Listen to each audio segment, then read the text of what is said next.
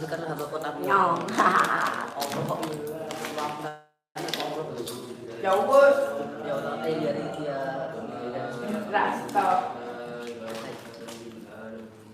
Akan. Nanya. Level. Kok live stop? Enggak apa-apa ya. Publik dari Indo udah ada penontonnya. Dulu Ustaz. Di sini dulu. Ustaz, penontonnya. Di sini dulu.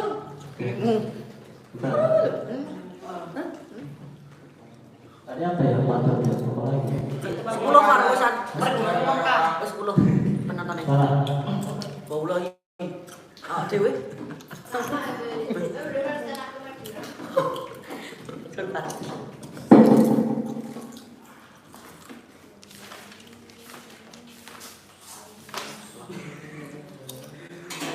Tak geser kok.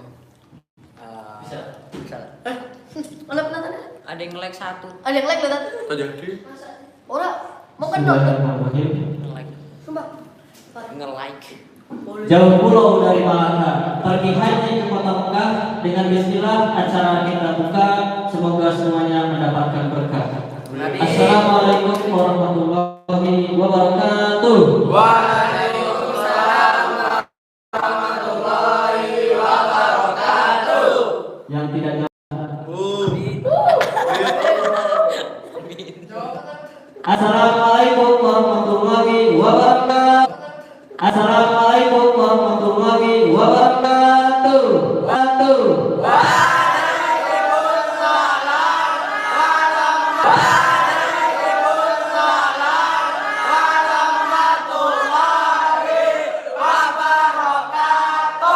Nah, begitu anak-anak. Jadi kalau ada salam wajib untuk menjawab. Tapi kalau mengucapkan salam tapi apa yang utama, mengucapkan salam atau menjawab salam? Menjawab. Yang paling utama adalah mengucapkan salam. Mantap banget. Yang wajib adalah menjawab salam. Baik. Sadaqallahu Innal hamdalillah nahmaduhu wa nasta'inuhu wa nastaghfiruh wa na'udzu billahi min shururi anfusina wa min sayyiati a'malina may yahdihillahu fala mudilla lahu wa may yudlilhu fala hadiya lahu. Asyhadu an la ilaha illallah wahdahu la syarika lahu wa asyhadu anna Muhammadan abduhu wa rasuluhu alladzi la nabiyya ba'dahu amma ba'd. Qala Allah Ta'ala fil Qur'anil Karim, a'udzu billahi minasy syaithanir rajim. Ya ayyuhalladzina amanu taqullaha wal tanzur nafsun ma qaddamat lighad wattaqullaha innallaha khabirun bima ta'malun. Rabbi shrah li sadri wa yassir li amri wahlul 'uqdatam min lisani yafqahu qawli.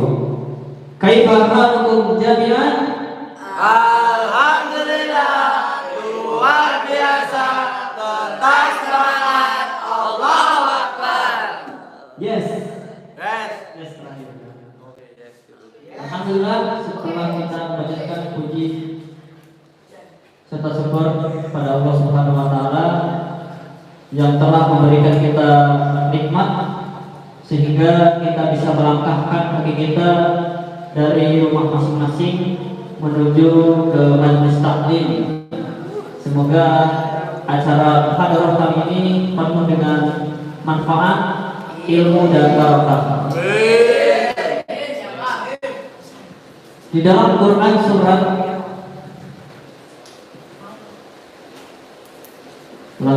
di dalam sebuah hadis yang diriwayatkan oleh Imam Bukhari.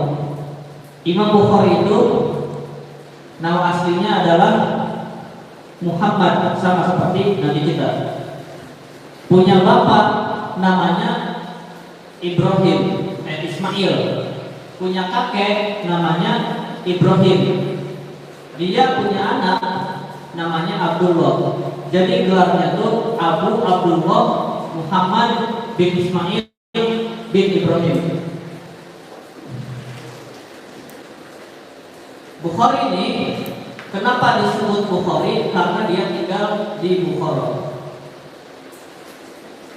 Ustaz pernah menyampaikan bahwa Bukhari itu dia kalau dalam ilmu hadis gelarnya apa?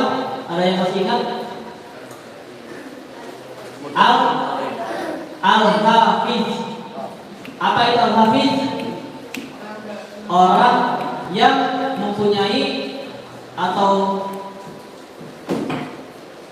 menghafal 100.000 hadis. Bukhari itu mampu menghafal 600.000 hadis. Dalam salah satu hadisnya bahwa Rasulullah SAW pernah bermimpi. Mimpinya itu bahwa orang-orang itu memakai jalabiyah, memakai gamis. Dan ada yang sedada gamisnya tuh, ada yang sampai kaki gamisnya, ada yang sampai lutut dan sebagainya. Dan kata Rasulullah, ketika saya melihat Umar bin Khattab itu memakai gamis sampai terurai sampai tanah. Tahu pengantin yang gaunnya itu panjang? Nah, itu diperkirakan Umar bin Khattab itu memakai gamisnya itu sampai mengulur ke tanah. Dan ditampilkan gamisnya itu adalah agama. Maksudnya apa? Maksudnya agama ini adalah keimanan. Ini hadis ini ditempatkan di dalam kitab iman. Artinya apa? Berarti iman, kita semua manusia beriman, yang Islam beriman, tetapi setiap keimanannya itu berbeda-beda. Ada yang ketika diumumkan muhadharah langsung ke kelas, ada yang ketika diumumkan pengajian langsung ke masjid, ada yang ketika diumumkan pengajian di rumah saja lah karena pakai mic pasti kedengaran. Ada yang azan ke masjid, ada yang bahkan sebelum azan sudah di masjid, ada yang bahkan baru selesai azan baru ke masjid, ada yang bahkan setelah sholat gak ke masjid. Berarti ini menandakan bahwa setiap keimanan seseorang itu berbeda-beda. Dan yang paling utama itu adalah keimanan Umar bin Khattab radhiyallahu anhu. Nah, nanti ini menjenjang ya ceritanya, nanti Ustaz sampaikan kembali karena sekarang adalah jadwal muhadharah teman-teman semua. Silakan perhatikan, silakan simak, silakan tulis apa intisari dari teman-teman yang nanti akan maju ke depan. Silakan didengarkan, disimak, nanti ada sesi pertanyaan. Sesi pertanyaan itu maksimal 3 kepada setiap penanya. Setelah itu nanti ada saran-saran masukan. Kalau ada saran-saran masukan, kalau tidak ada langsung menutup. Oke, karena waktu sudah malam, saya serahkan langsung kepada Akhina Zufar.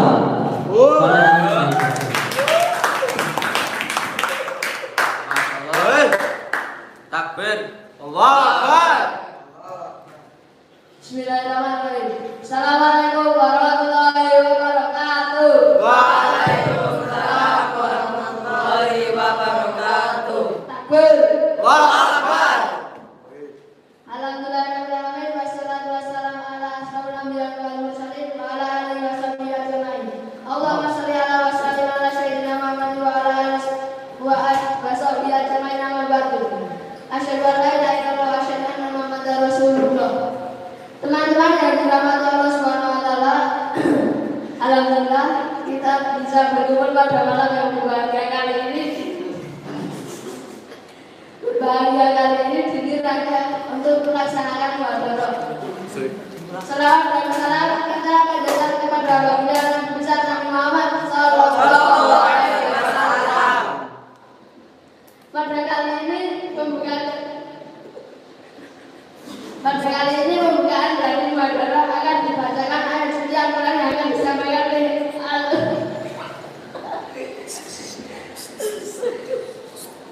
Al-Ustaz Kiai Haji Al-Rizki bin Muhammad. Para aktivitas dipersilakan. Takbir. Allahu Akbar. Al-Ustaz Kiai Haji.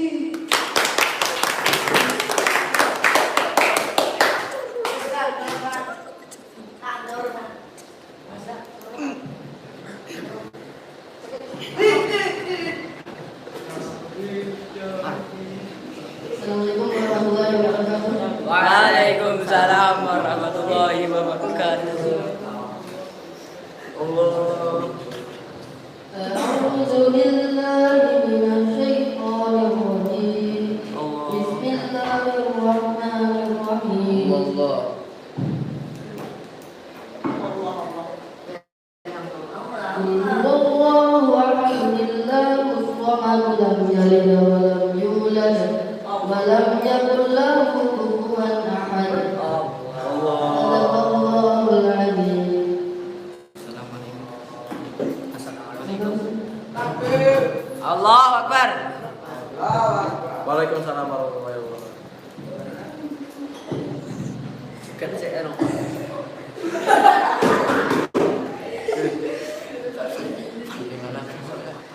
Takbir. Allahu Akbar. Mari kita bersama. Masya Allah.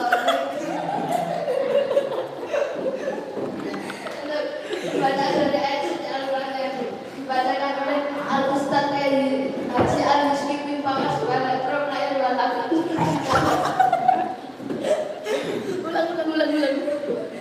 Oke, kemudian kita sambut materi muhadharah yang pertama terwakilan dari kelas 9 yang akan disampaikan oleh Al-Ustaz Kiai Haji Ismail Mandua Jantani wal Fariza Al-Hafid. Bersilakan. Takbir.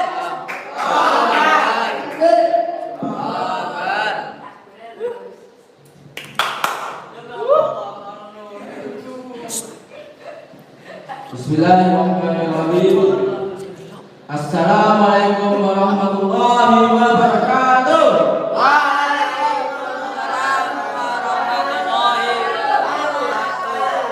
Kurang apa lagi? Assalamualaikum warahmatullahi wabarakatuh.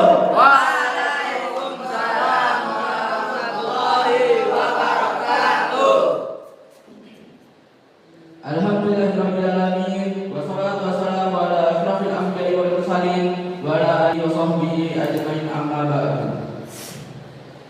Puji dan syukur tidak lupa kita haturkan selalu kepada Allah Subhanahu wa taala yang telah memberikan rahmat dan kepada kita, yang dimana kita bisa datang untuk ke acara muhadharah ini. Salawat serta salam tidak lupa kita haturkan kepada Nabi Muhammad Sallallahu Alaihi Wasallam yang telah membawa kita dari zaman jahiliyah menuju zaman yang terang benderang. Pertama-tama terima kasih atas kesempatan yang telah diberikan untuk maju ke depan sini untuk mengisi materi muhadharah. Langsung saja, kalau Allah Ta'ala Al-Quran Al-Karim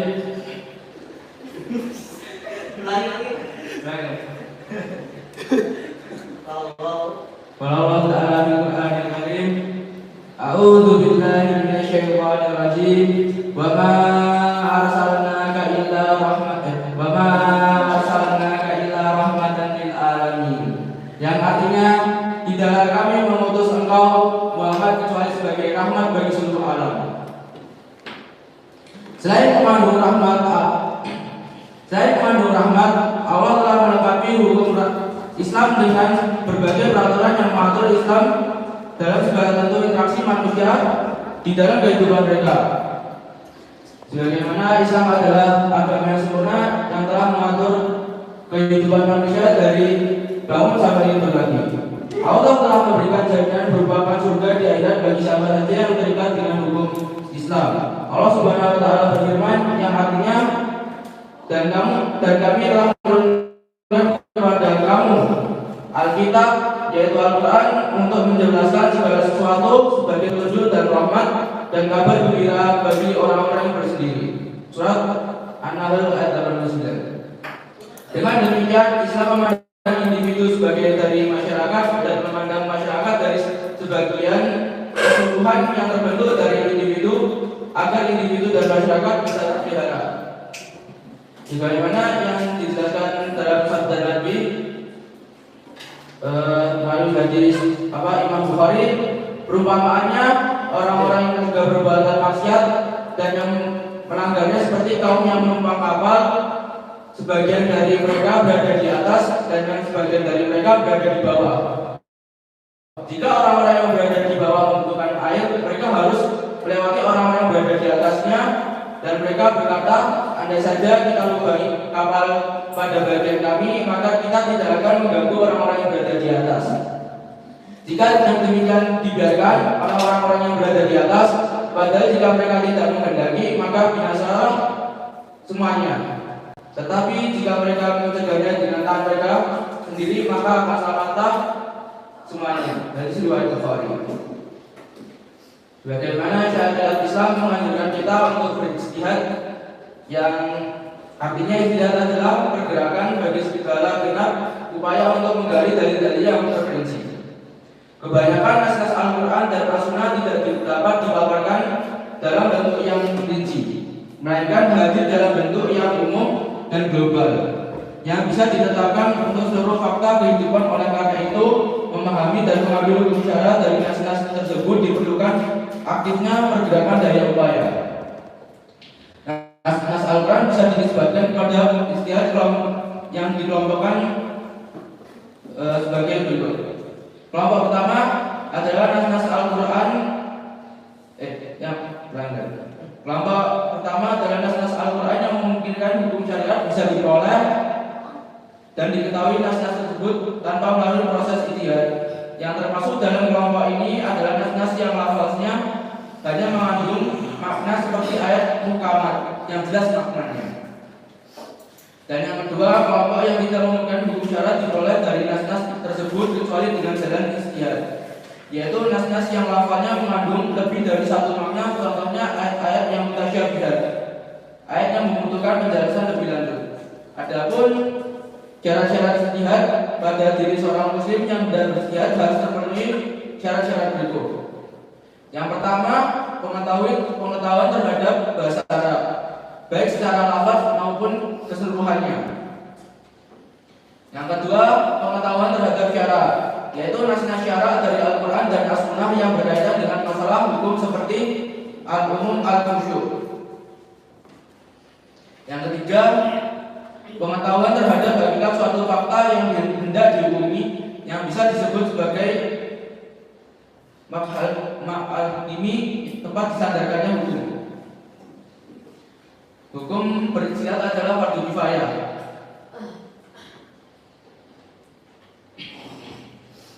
Pertama kalinya ijtihad ada pada ketika sahabat disuruh ke Bani Quraidah.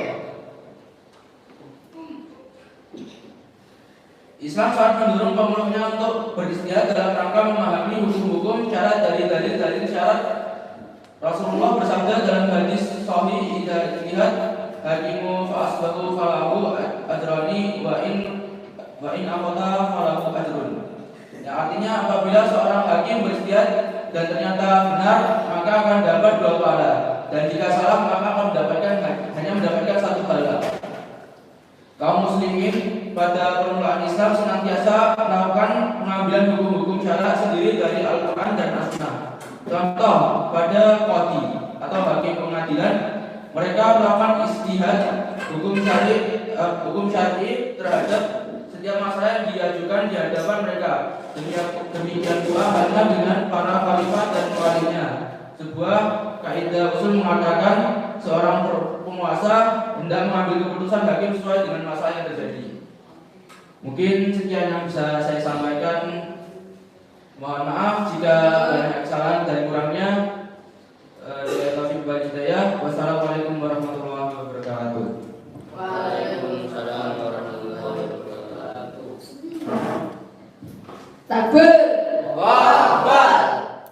Oke, masya Allah, yang benar yang disampaikan oleh Al-Ustaz Yahya Ismail. Kemudian kita sambut pemateri.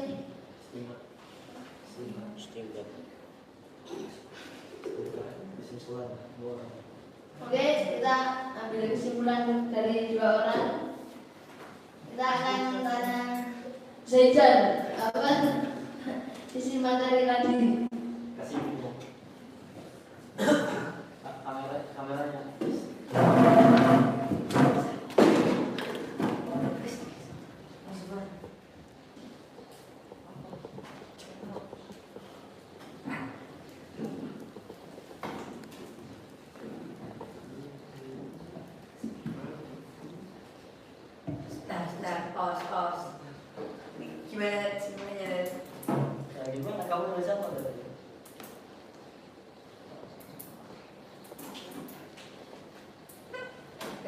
Kesimpulannya,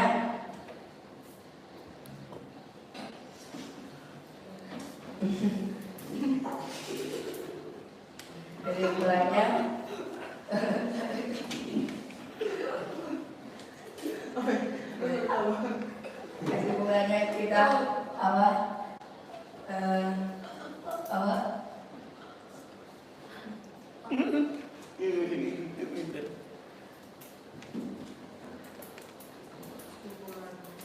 Kasih dulu yang lain selesai. Takbir. Allahu Akbar. Amali akan melanjutkan saya untuk menggantikan saya karena saya tidak tahu. Kesimpulan yang bisa saya ambil adalah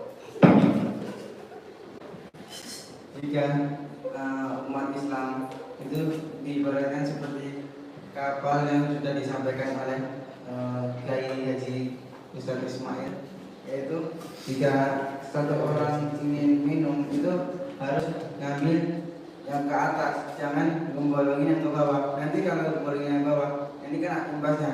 Itu pun jika umat muslim tidak saling mengingatkan pun imbasnya pun akan kena semuanya. Jadi itu yang kita ambil. Takbir dulu dong. Takbir. Akbar. Masya Allah. Ini kan nanti istimewa lagi pas berdiri. Mantap aman ya.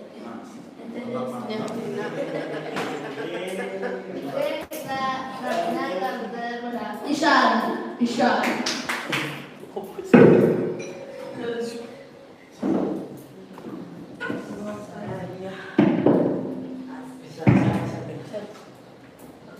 Kesimpulannya adalah hukum jihad adalah fardu kifayah. Itu saja. Assalamualaikum warahmatullahi wabarakatuh. Takbir. Allahu Akbar.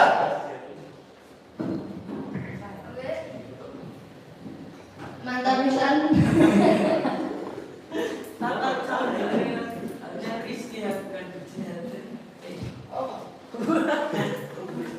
Selanjutnya, kemudian kita sambut materi selanjutnya. Mudah-mudahan yang kedua akan disampaikan oleh Al Ustadz Kiai Haji Udin Sebuah Junior Wal Timnas Indonesia Al-Hafiz.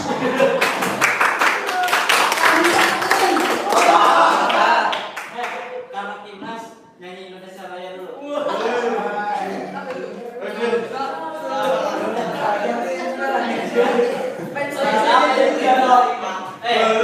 Semangat bersatu.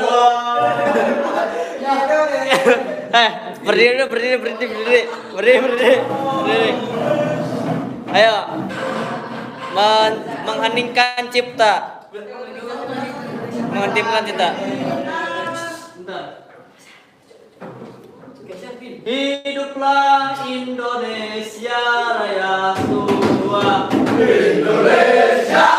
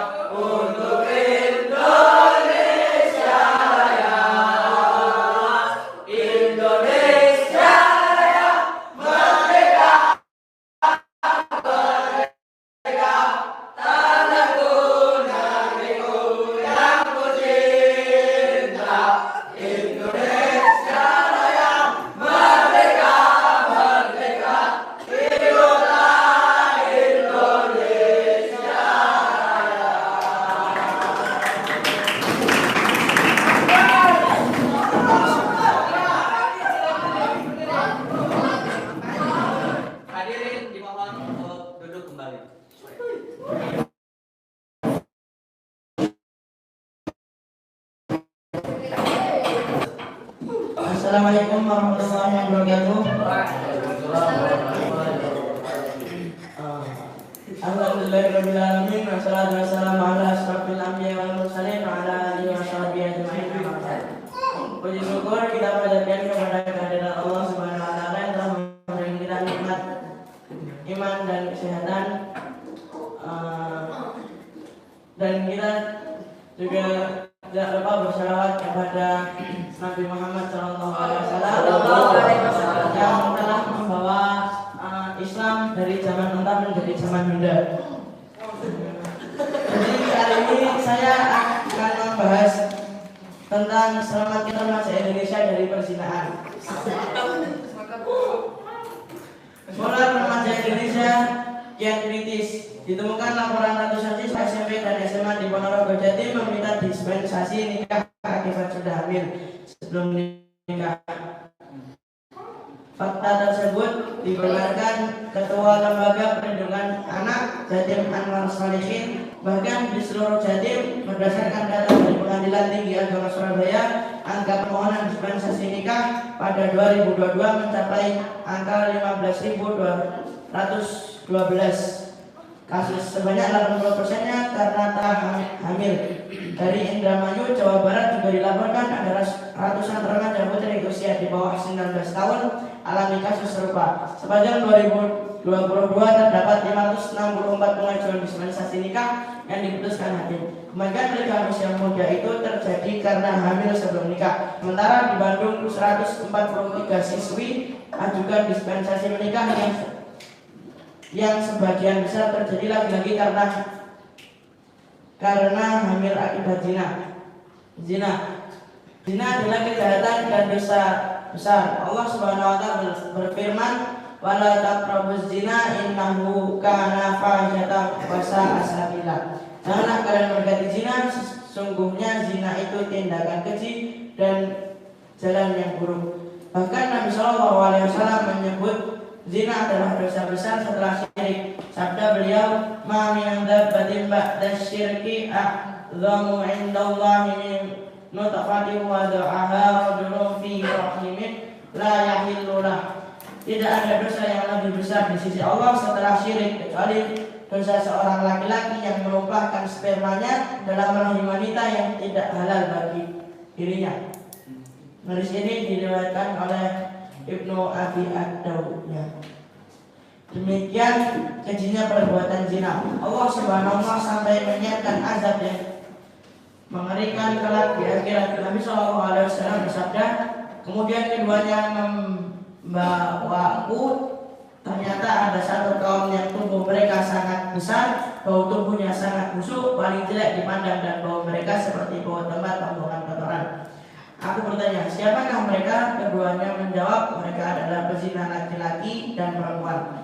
Namun sekarang perbuatan zina sudah dianggap bagian dari pergaulan remaja Indonesia. Sebagian remaja menganggap bahwa berciuman, berpelukan, meraba pacar, termasuk berzina dengan lawan jenis bukanlah tabu dan terlarang. Sebagian remaja lagi bahkan berzina dengan pelacur, malah ada juga yang terjun menjadi pelacur. Keperjakaan atau keperawanan sudah dianggap tidak perlu lagi. Ada beberapa sebab kerusakan moral ini terjadi. Pertama, remaja kita terpapar konten pornografi melalui internet. Pada tahun 2021, Kementerian Pemberdayaan Perempuan dan Perlindungan Anak mengungkapkan 66,6% anak laki-laki dan 62,3% anak perempuan di Indonesia mengakses pornografi secara daring atau online. Bahkan 38,2% dan 39% anak pernah mengirimkan foto kegiatan seksual melalui media daring. Data dari Kemen PPA juga mengungkapkan 34,5% anak laki-laki dan 25% anak perempuan pernah terlibat pornografi atau mempraktikkan langsung kegiatan seksual. Belum lagi perbuatan pencabulan hingga pemerkosaan yang dilakukan remaja akibat pengaruh pornografi. Kedua, di negara ini tidak ada sanksi keras mencegah perzinahan. Dalam KUHP baru yang disahkan oleh DPR tahun lalu, perzinahan adalah delik aduan tanpa pengaduan. perzinahan tidak bisa dibawa ke ranah hukum. Padahal perzinahan adalah perbuatan kriminal yang berpotensi mendatangkan azab Allah Subhanahu wa taala bagi masyarakat. Nabi Shallallahu alaihi wasallam sudah mengingatkan, jika zina dan riba sudah menyebar di suatu negeri, sungguh mereka telah menghalalkan azab Allah atas diri mereka sendiri. Umat harusnya melihat bahwa perbuatan zina bisa mendatangkan berbagai bencana. Kehamilan yang tidak diinginkan akibat zina bisa membuat pelakunya stres. Pasalnya mereka tidak siap menjadi ayah atau ibu di usia muda yang selanjutnya berdampak pada penelantaran anak yang dilahirkan. Belum lagi risiko rusaknya nasab atau garis keturunan karena perzinahan. Tidak sedikit remaja putri yang hamil karena berzina lalu melakukan aborsi, padahal aborsi berisiko mendatangkan gangguan mental berupa trauma, mengancam kesehatan seperti alami perdarahan berat, infeksi, sepsis, atau lanjutan dari infeksi, kerusakan rahim, peradangan panggul, dan endometritis atau radang pada lapisan rahim. Perzinahan juga membuka peluang bagi naiknya infeksi menular seksual di kalangan remaja. Tahun 2018, Dr. Hani Nilasari SP dari FKUI menuturkan remaja yang jadi pasien infeksi menular seksual bertambah, termasuk usia SMP. Data di RSCM menunjukkan bahwa sekitar 15% dari kasus EMS baru yang dilaporkan terdiri dari anak berusia 12 sampai 22 tahun. Berdasarkan data rekam medis Klinik Ilmu Kesehatan Kulit dan Kelamin di Divisi Infeksi Menular Seksual di RSUP Dr. Hasan Sadikin, tahun 2013 terdapat 900-an pasien IMS. Sebanyak 9% dari jumlah tersebut adalah pasien berusia 10 sampai 19 tahun RSUD Soetomo. Surabaya mencatat ada sekitar 30 pasien IMS berusia muda setiap bulannya. Inilah pernyataan yang sudah disampaikan Nabi Sallallahu Alaihi Wasallam. Tidaklah tampak perbuatan keji zina di suatu kaum sehingga dilakukan secara terang-terangan, kecuali akan tersebut di tengah-tengah mereka wabah dan penyakit-penyakit yang tidak pernah menjangkiti generasi sebelumnya. Jadi kesimpulannya, kita harus menjauhi zina karena zina adalah perbuatan yang keji serta seburuk-buruk jalan. Jadi kita sebagai anak muda harus selalu sabar dalam menjaga nafsu kita, yang karena setiap orang itu punya nafsu tapi tidak bisa dihilangkan, tapi bisa ditahan. Sekian dari saya, Abdul Taufiq Hidayah. Wassalamualaikum warahmatullahi wabarakatuh. Takbir. Masya Allah, materi yang disampaikan oleh Kiai Haji Ustadz Idil sangat mantap sekali. Oke, kita bakal ambil dua kesimpulan dan kita akan menanyakan selanjutnya kepada super alam bot.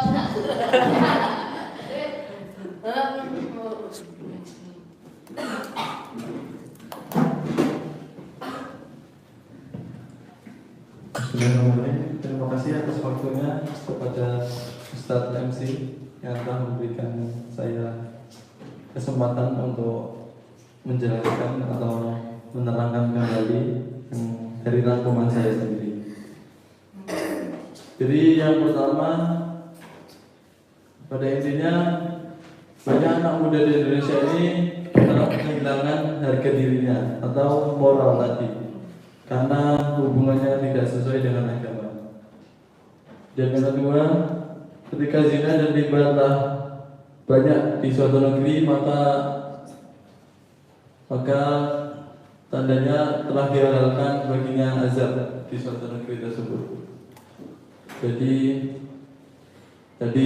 pesan yang terakhir atau nasihat dari Ustadz Yayudin terkait harus menjaga hawa nafsu itu sangat penting, karena hawa nafsu itu adalah musuh pertama manusia. Jadi cukup sekian dari saya. Terima kasih, saya kembalikan kepada MC. Cukup sekian. Takbir. Allahu Akbar. Satu lagi yang akan disampaikan kita berikan kepada Al Ustadz Kiai Haji Rizky Pingpongers. Takbir. Allahu Akbar. Assalamualaikum warahmatullahi wabarakatuh. Assalamualaikum warahmatullahi wabarakatuh. Sini saya akan menyimpulkan dari pendapat saya sendiri bahwa zina adalah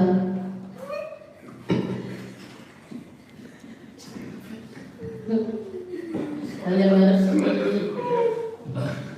Dilaksanakan. dijauhkan.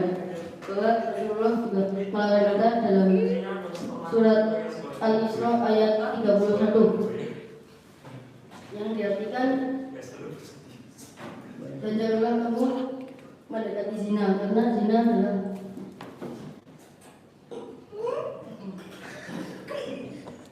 sungguh satu perbuatan yang buruk dan segala yang buruk.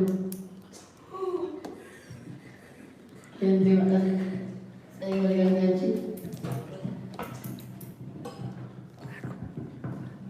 Oke, Masya Allah dari Ustadz Rizky. Sekarang saya ditanya jawab, jangan dijawab oleh materi muhadarah Al Ustadz Ismail dan Al Ustadz Udin. Sekarang yang mau bertanya.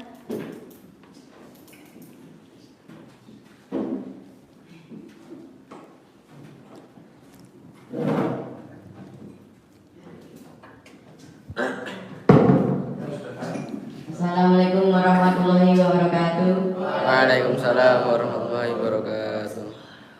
Saya bertanya kepada Ustadz Ismail. Islam kan agama yang sempurna dari bangun sampai tidur. Jika manusia tidak bangun lagi, apakah Islam masih bisa dikatakan sempurna?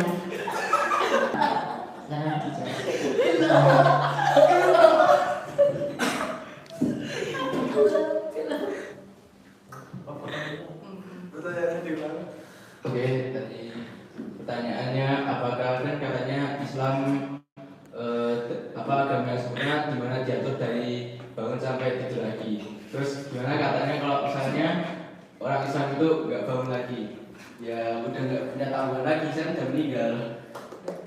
Ada yang khusus amalannya, ya kecuali amal-amal jariahnya yang masih menyambung atau dosa jariahnya kita tidak tahu. Allah besar mungkin ini bisa saya berikan.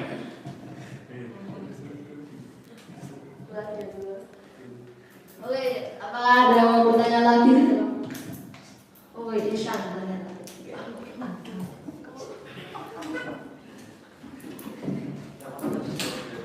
Ini kepada Ustaz Syekh Udin. Bagaimana cara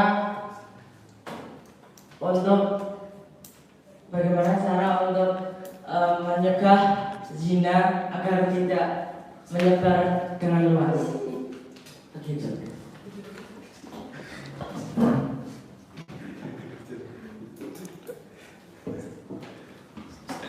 Agar zina tidak tersebar di suatu negeri, maka terapkanlah hukum Islam secara kafah. Karena jika Islam sudah diterapkan secara kafah, maka seluruh peraturan Islam itu akan ditegakkan dengan sempurna. Contohnya, jika orang itu berzina, maka dia akan dirajam jika sudah menikah dan akan dicambuk bila belum menikah. Maka kita harus mengganti sistem atau makna ideologi ini dengan makna Islam. Assalamualaikum. Waalaikumsalam warahmatullahi wabarakatuh. Apakah ada pertanyaan lagi?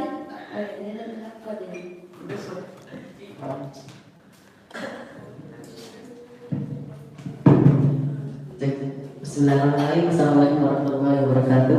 Waalaikumsalam warahmatullahi Di wabarakatuh. sini saya akan menanyakan satu persoalan yang menurut saya itu sangat terbaik untuk Ustaz Syaifuddin.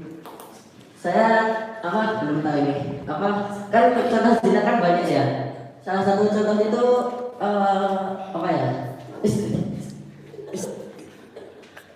istimewa itu termasuk nggak itu contohnya. Sekian, wassalamualaikum warahmatullahi wabarakatuh, dan jelaskan cara mencegah kegiatan seperti itu.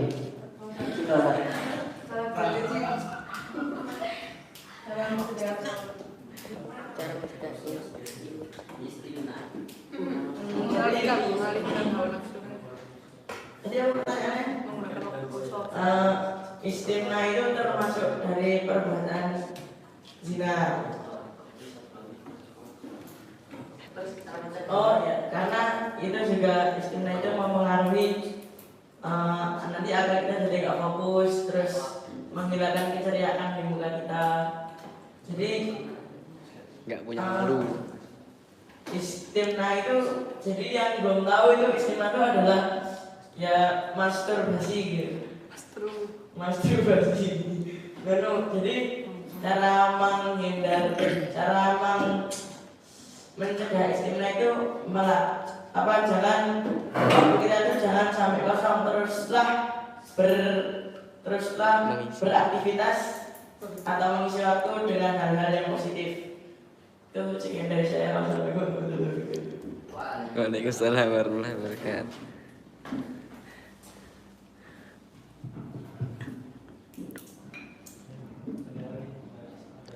Ada yang mau bertanya lagi?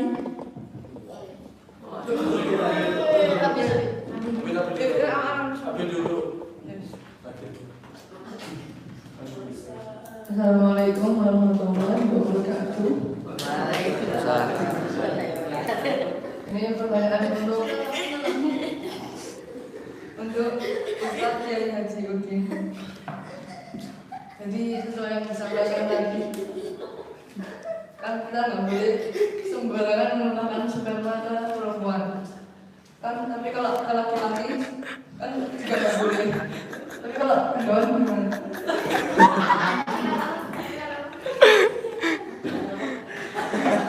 Silakan saya Udin. Soalnya kalau misalnya kita itu merupakan sperma ke itu hewan memang nggak mau.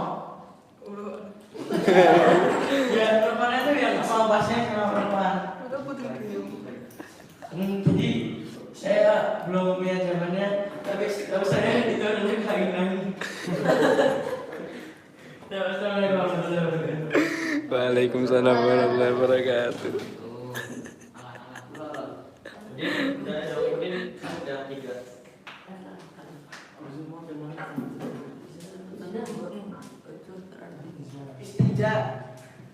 Bismillahirrahmanirrahim.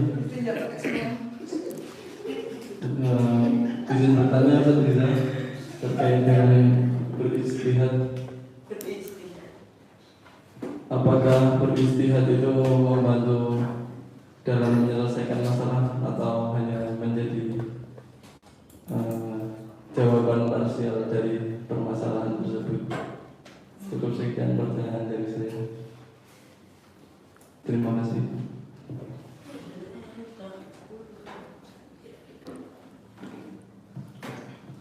Oke, terima kasih atas pertanyaannya. Jadi istihad itu adalah kunci dari penyelesaian masalah yang pastinya akan menemukan jawaban dari situ. Karena kita kan pasti kan akan menemukan banyak hal-hal atau dalil-dalil dan as-sunnah yang maknanya itu melebihi dari satu dan tidak bisa dijelaskan secara sendiri-sendiri. Jadi yang harus kita lakukan adalah istihad untuk memperoleh jawaban itu sendiri. Mungkin itu yang bisa saya ketahui, hanya itu, masih banyak kekurangannya dan dosen. Oke, masih ada satu lagi di pertanyaan. Coba. Untuk Riza. Untuk Riza. Untuk Ustadz Riza. Dari Ismail mau Syekh Ismail. Syekh Ismail.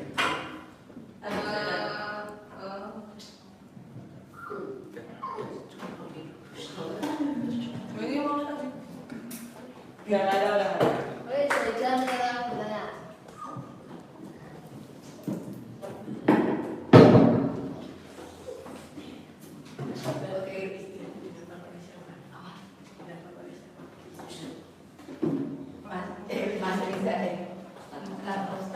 Ismail. Beristirahat itu dilakukan oleh siapa?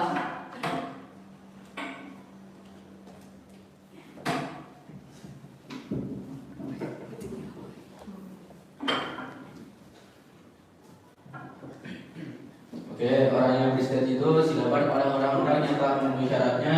Yang pertama yaitu pengetahuan terhadap bahasa Arab, yang kedua pengetahuan terhadap syarat-syarat, terus pengetahuan terhadap hakikat suatu fakta yang telah hendak dihakimi. Itu adalah orang-orang yang bisa beristirahat karena telah memenuhi syaratnya.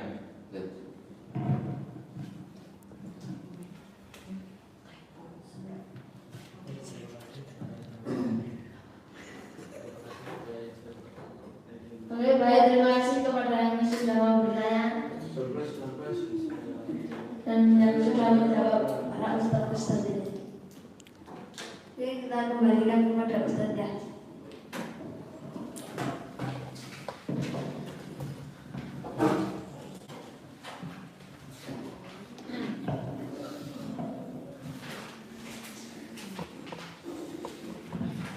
Oke, baik, terima kasih kepada moderator yang telah mempersilahkan kembali untuk acara dan kajian.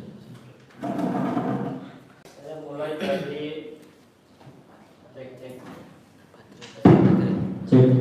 Saya mulai dari MC terlebih dahulu. Apa bedanya MC, host, dan moderator? Ada yang bisa menjawab? MC, pembawa acara, host, dan moderator.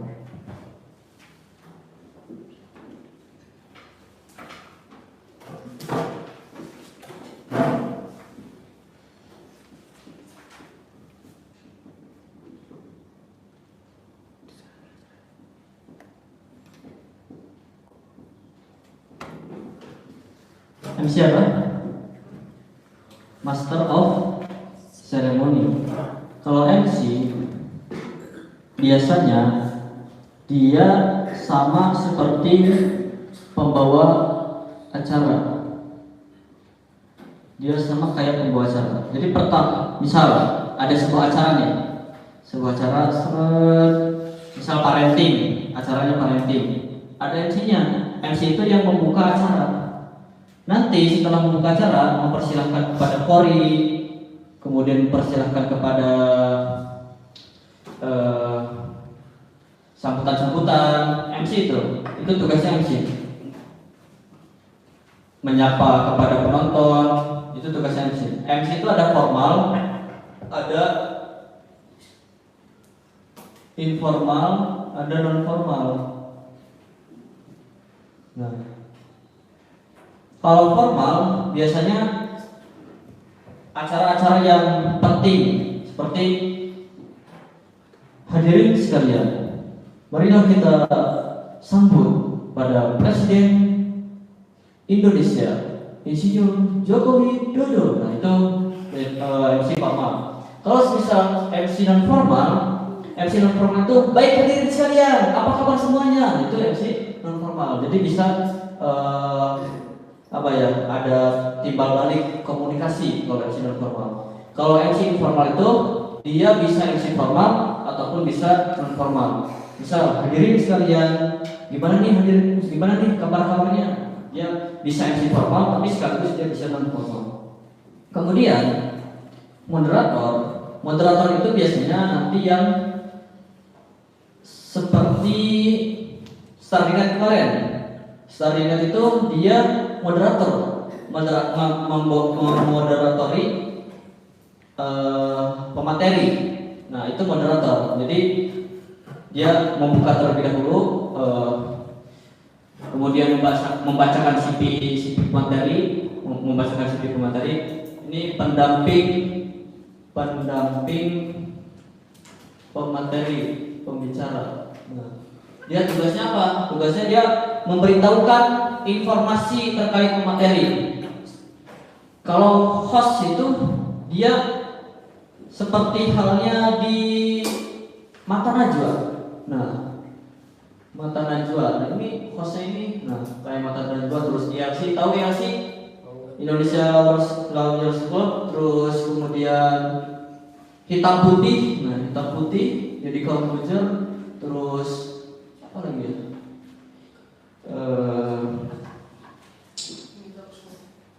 Talk show juga bisa dan sebagainya. Itu host, dia bisa MC, dia MC tapi dia bisa moderator sekaligus dia bisa apa ya? Multi talent lah. Multi talent, dia bisa MC, dia bisa moderator, dan dia bisa juga ke penontonnya ada timbal balik. Pembawa acara ini sama kayak MC ya. Itu. Jupal ini sebagai apa? MC, pembawa acara, moderator, host. MC. Apa? MC. Dia MC tapi dia juga sekaligus moderator. Dia kan pertama membacakan ini kan kepada Polri. Itu tugas MC sebenarnya, bukan tugas moderator. Silakan kepada acara kedua, marilah kita dengarkan pembacaan ayat suci Al-Quran yang akan dibacakan oleh Ananda Rizky. Kemudian itu tugas MC sebenarnya, bukan tugas moderator. Nah, ketika itu tugas MC sudah selesai kalau nanti sudah ada pemateri.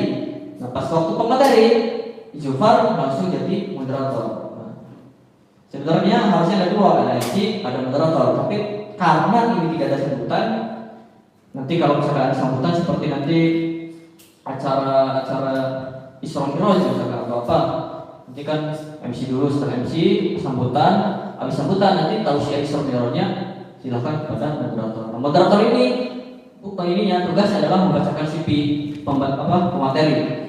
Jadi ini lahir di mana, kemudian pendidikannya apa aja, kemudian gelarnya apa aja, materinya apa aja, dia pernah juara apa aja dan sebagainya. Itu tugas moderator. Berarti Jumar ini sekaligus MC sekaligus moderator. Paham ya? Paham ya? Untuk MC, moderator,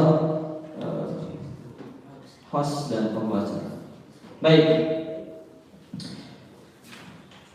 Untuk MC nanti di outline-kan garis apa ya?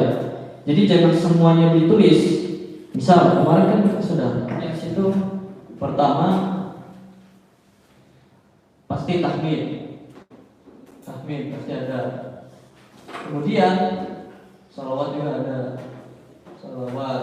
Kemudian habis itu puji serta syukur boleh, puji serta syukur. Salawat udah, tahmid, membacakan susunan acara kita, yaitu nanti ini buat MC selanjutnya ya.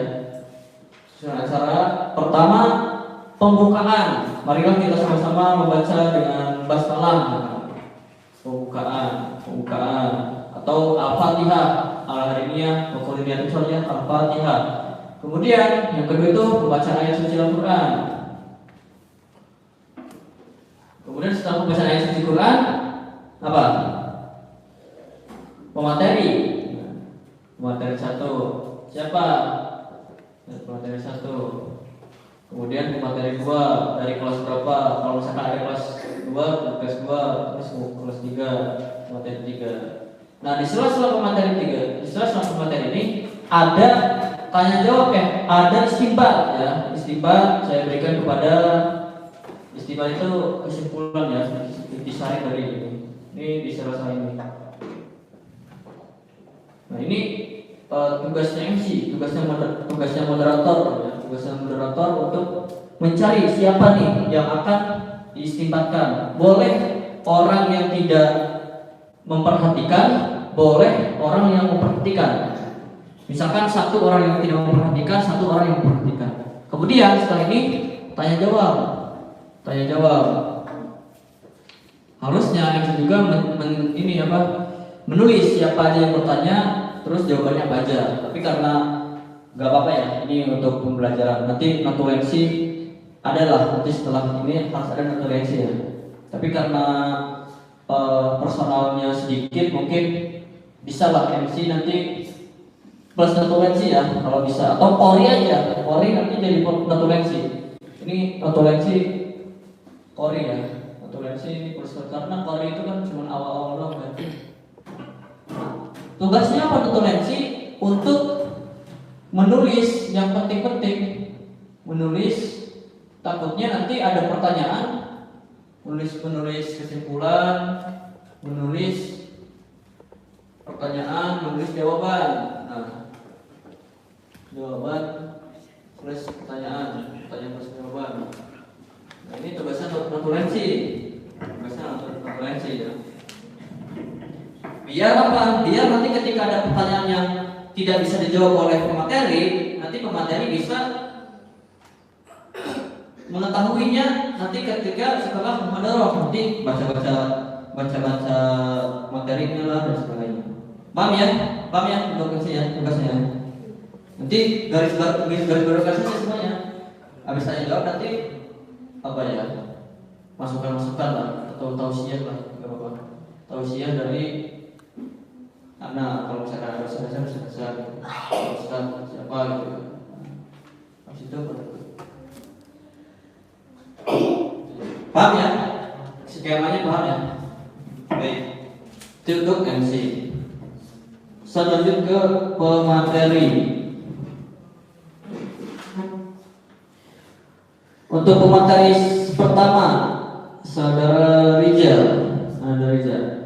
Itu materinya dapat dari mana? Pelajaran terkait istihad. Poin penting yang mau disampaikan kepada Mustami apa? Istihad itu harus dilakukan. Istihad. Nah, biar mereka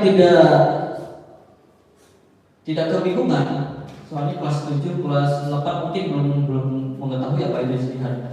Itu sudah ada belum definisi istihad? Sudah. Nah, nanti bahasanya itu disederhanakan kembali ya. Bahasanya itu istihad itu seperti apa? Istihad contoh kan. Ketika misal teman-teman pergi ke suatu daerah atau lagi perjalanan, misalkan ke Dufan, ke Jakarta, teman-teman rihlah nih ke Dufan, datang waktu zuhur. Nah, tapi ketika itu di Dufan gak ada air, adanya air kolam renang misalkan. Kita mau wudhu dengan air kolam renang atau tayamum saja. Nah, inilah fungsinya istihad di sini. Tapi istihad itu harus berlandaskan dengan yang pertama apa? Hukum Islam pertama, Al-Quran. Terus kedua, As-Sunnah. Kemudian ketiga, ijma para ulama. Yang keempat, qiyas. Nah, kalau semisal di Al-Quran sudah ada, cukup dengan Al-Quran, atau Al-Hadis ada, cukup dengan Al-Quran dan hadis. Kemudian kalau misalkan di Al-Quran tidak ada Al-Hadis, ada Sunnah, hadis Rasulullah, hukum Islam kedua, sumber hukum Islam kedua. Kalau tidak ada, cari di ijma para ulama atau di qiyas. Qiyas itu misal di Arab, di Mekah dulu zakat fitrahnya dengan apa? Di Arab itu zakat fitrahnya dengan apa? Dengan gandum, dengan kurma. Tapi masa iya ketika kita di Indonesia zakat fitrahnya dengan kurma atau dengan gandum? Inilah fungsi qiyas, yaitu dengan makanan pokok, bisa dengan beras atau uang, ini qiyas. Nah itu, jadi fungsinya istihad itu di sini. Kalau misalkan kita istihad dan itu benar, maka nilainya 2, pahalanya 2. Kalau istihad kita salah, nilainya 1. Misal, teman-teman nih di gunung mau sholat, gak ada air. Setelah itu sholat zuhur misalkan. Nah, tapi pas setelah sholat zuhur baru ada air. Nah, apakah sholat lagi? Sholat lagi gak? Istihadnya salah gak? Walaupun istihadnya itu salah, tapi dapat pahala 1. Kenapa? Karena sudah sudah mencurahkan ilmunya untuk pengetahuan, untuk ibadah dalam Islam, itu ijtihad. Jadi fungsinya ijtihad itu gitu. Kalau dengan Al-Quran dan As-Sunnah, itu kan dengan Al-Quran dan As-Sunnah. Kalau benar, maka ijtihadnya juga. Itu biar teman-teman itu gak kebingungan, gitu kan? Kebingungan apa itu ijtihad? Gitu kan? Bahasakan dengan bahasa yang sederhana, walaupun jangan bahasakan dengan bahasa teori. Kalau dengan bahasa dengan teori itu udah pusing. Kalau teori itu pusing, tapi bahasakan dengan bahasa yang sederhana dengan contoh-contoh yang banyak, gitu kan? Biar kalau satu contoh belum paham, tapi contoh yang lain. Dan kalau misalkan ada tulisan, jangan semuanya dibaca. Ini kan latihan ya, muhadharah, namanya juga muhadharah. Pertama, muhadharah itu bisa membuat materi. Itu goalsnya itu muhadharah itu bisa membuat materi.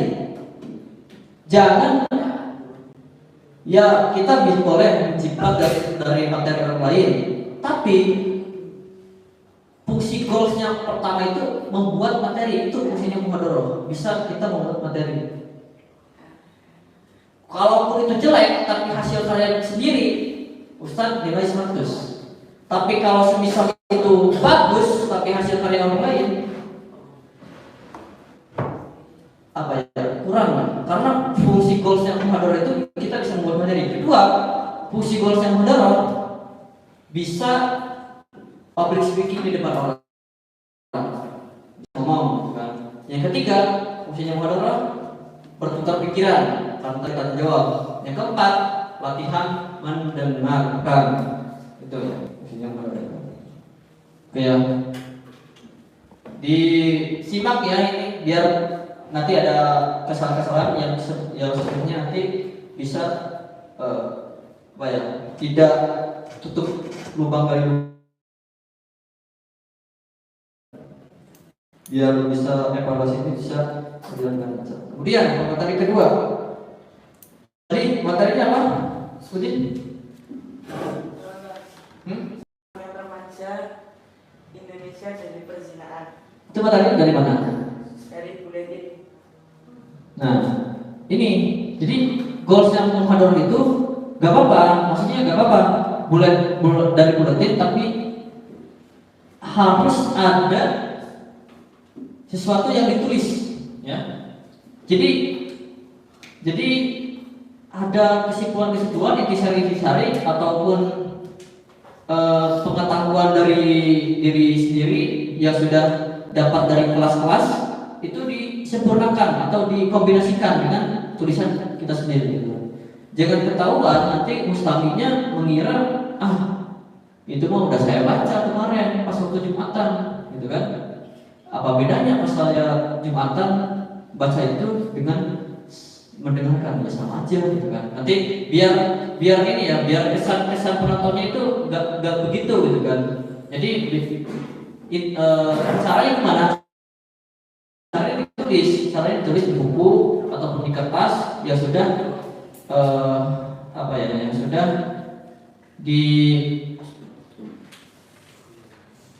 yang sudah dikombinasikan dengan pengetahuan kita sendiri. Walaupun misalkan ada orang itu mah udah saya baca kemarin, tapi dia nulis sendiri, pasti ada ilmu-ilmu yang belum saya dapat nih.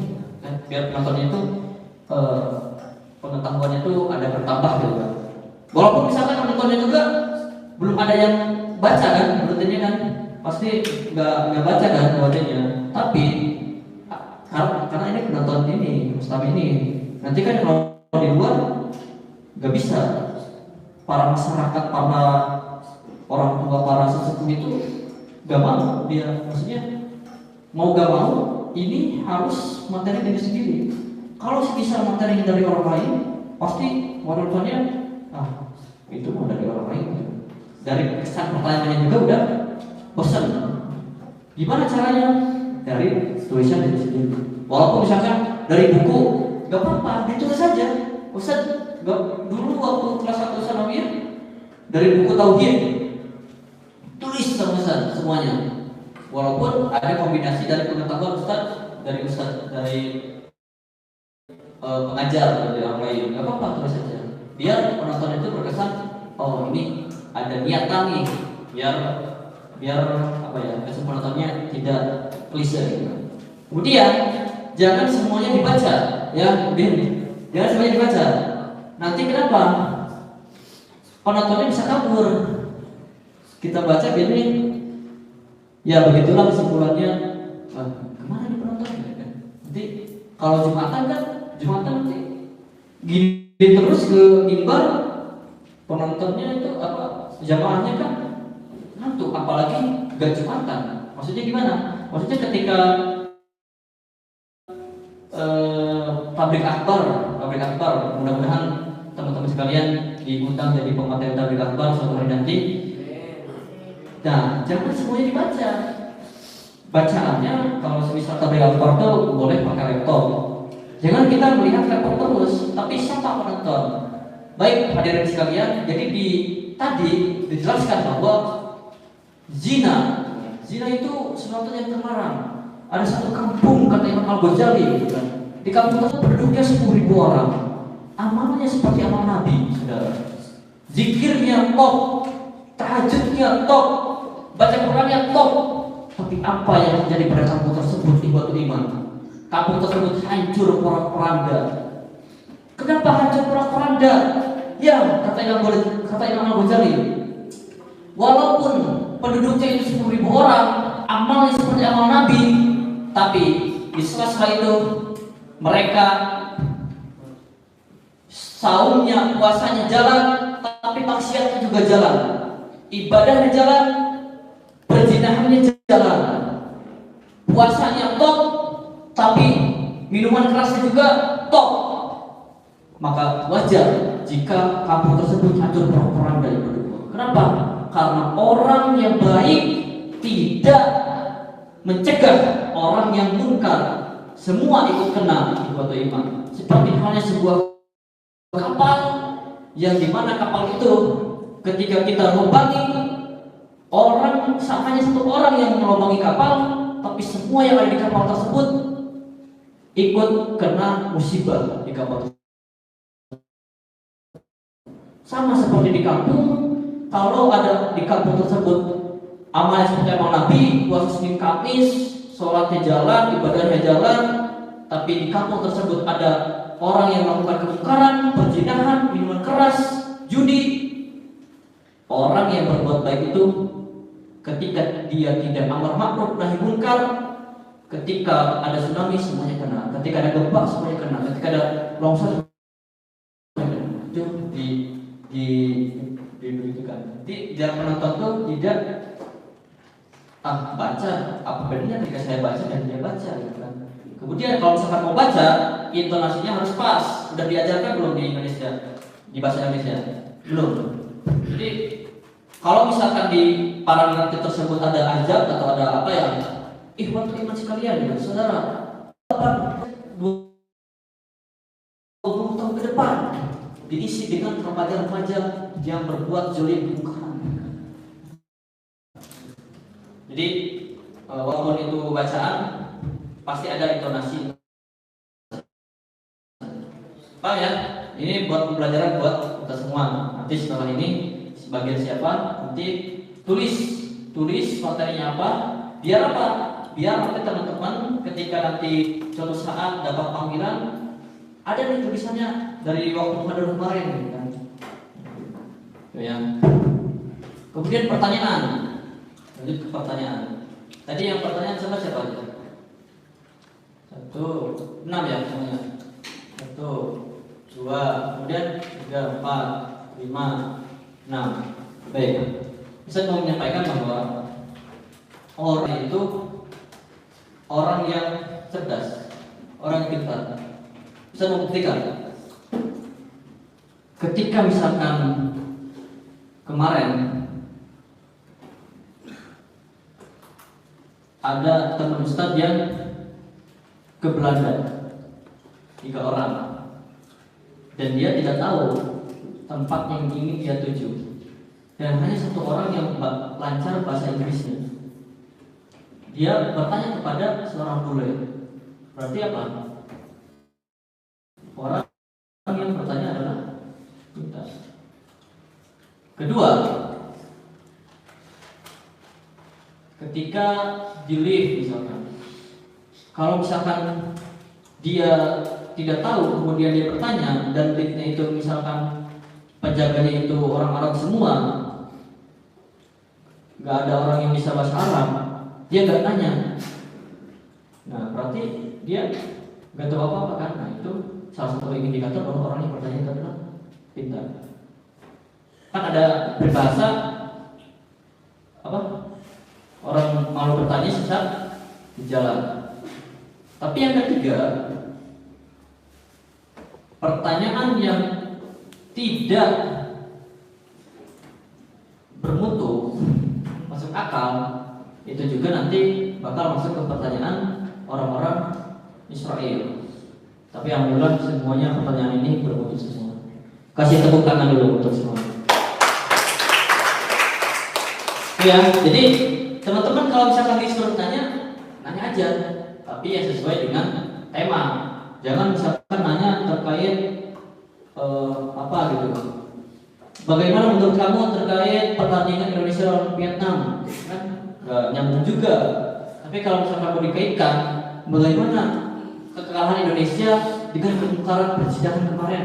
Boleh dikait-kaitkan, boleh. Apakah ada hubungannya Indonesia kalah dengan kemarin 120 remaja berzina?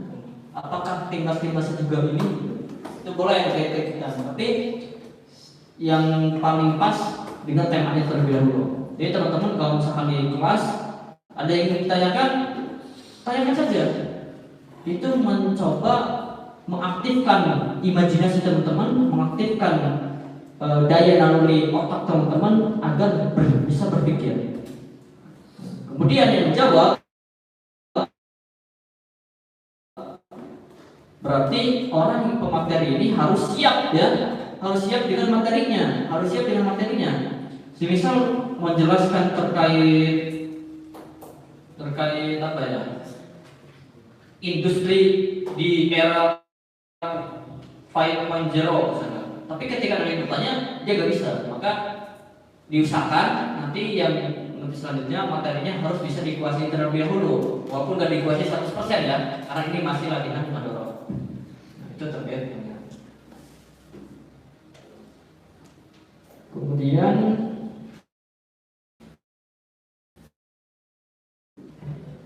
lihat materi. Oke, baik, karena sudah jam 10:10, 5 menit lagi untuk menjadwalkan untuk muhadharah besok. Baik, dari kelas 3 terlebih dahulu. Siapa? Adik saya, oke, kelas 3 adik saya. Adik saya. Kemudian kelas 2. Pak mereka seperti kemungkinan belum bisa kesini kalau misalkan masih dirawat. Rauda, Rizky ya. Rizky. Kemudian kelas 7. Zaidan.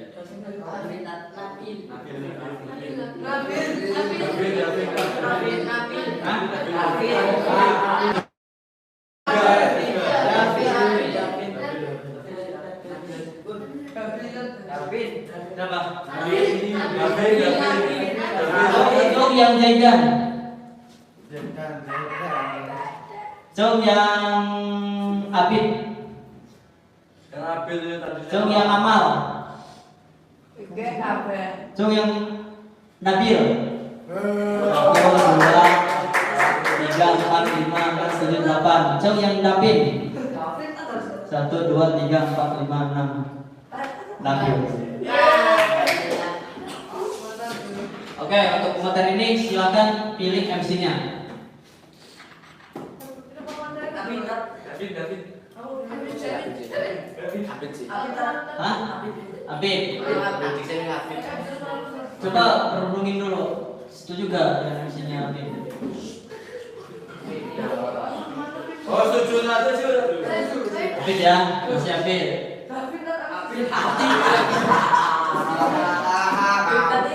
Kemudian Kori kelas 6 ya.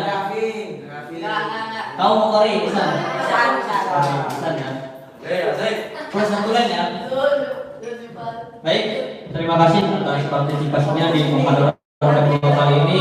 Semoga ilmu, amal, dan iman kita bertambah setiap kali kita belajar untuk latihan muhadharah. Mari kita tutup dengan kafaratul majlis. Subhanallahumma wa bihamdika asyhadu an la ilaha illa anta astaghfiruka wa atubu ilaik.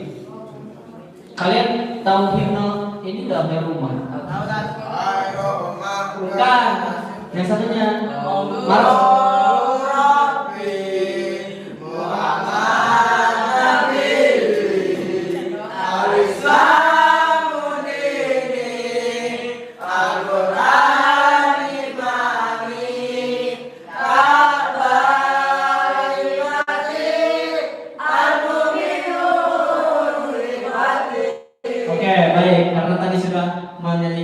himne Indonesia Raya dan ditutup dengan himne Hayrul Ummah. Oke, baik, lanjut. Apa yang apa?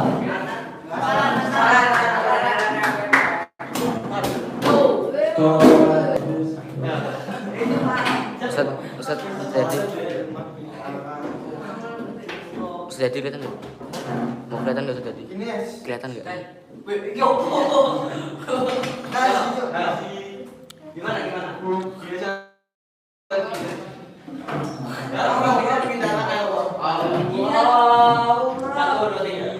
Allahu Rabbi Muhammad Nabi Al-Islamu dini Al-Quran imani Kabar ibrati Al-Mu'minun ikhwani Allahu Rabbi Muhammad Nabi Al-Islamu dini Al-Quran imani Kabar ibrati Al-Mu'minun ikhwani.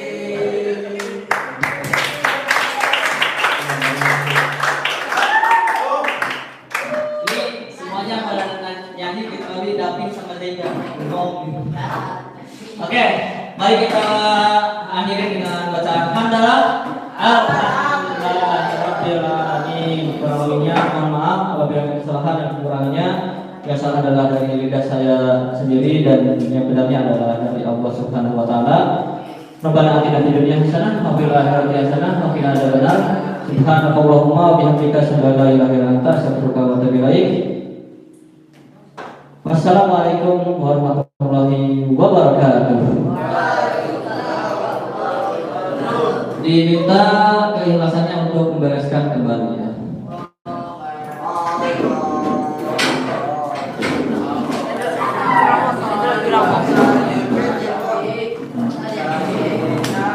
David.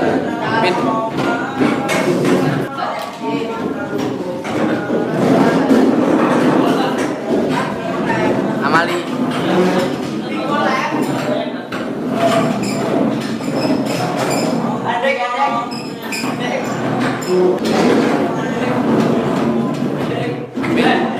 Foto dulu yang ini. Udah. Oke, terima kasih yang sudah menonton. Mari kita akhiri dengan bacaan hamdalah. Alhamdulillah.